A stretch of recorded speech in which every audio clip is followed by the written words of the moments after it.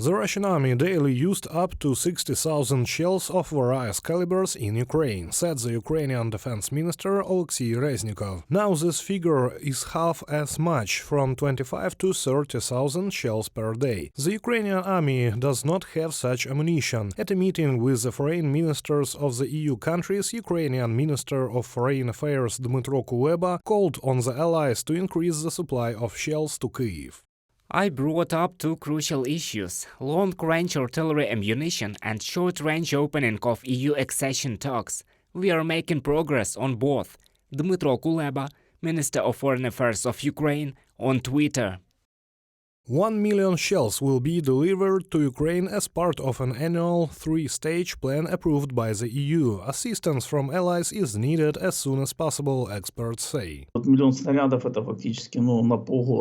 A million shells is actually half a year of intense hostilities, perhaps even less.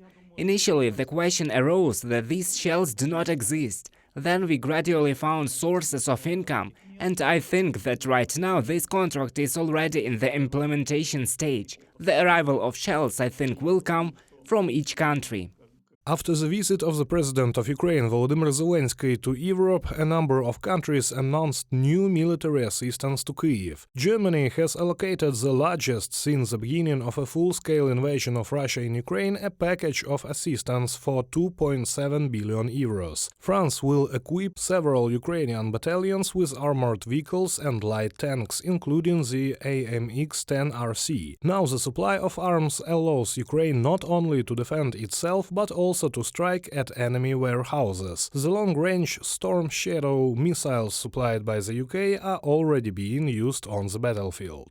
The funds that we have now received from Britain are, of course, part of the American funds, German and our own production. We don't talk about it much, that we already have it, no worse, up to 200 kilometers. This is what will destroy exactly the reserves. Britain and the Netherlands have agreed to create an international coalition for the purchase of fighter jets for Ukraine. Allies in Europe have declared their readiness to start training Ukrainian pilots. US President Joe Biden also approved the training of Ukrainian military pilots. In the summer, at a meeting of defense ministers of NATO member countries, the issue of transferring military fighter jets to Ukraine will be discussed. The head of European diplomacy called for an increase in military assistance to Ukraine by another 3.5 billion euros. We have to top up. The gist of the European Peace Facility has a universal character. It was not conceived by Ukraine. It was conceived for any conflict that the European Union could deal with. Josep Borrell, High Representative of European Union for Foreign Affairs and Security Policy, in an interview with Reuters.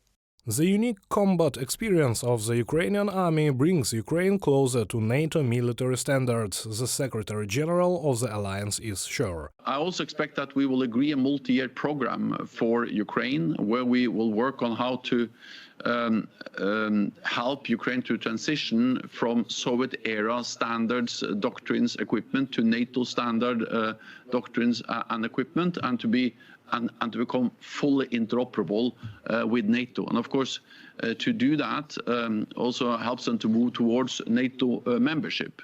Reported by Serhiy Kuras, Victoria Smirnova, UATV News.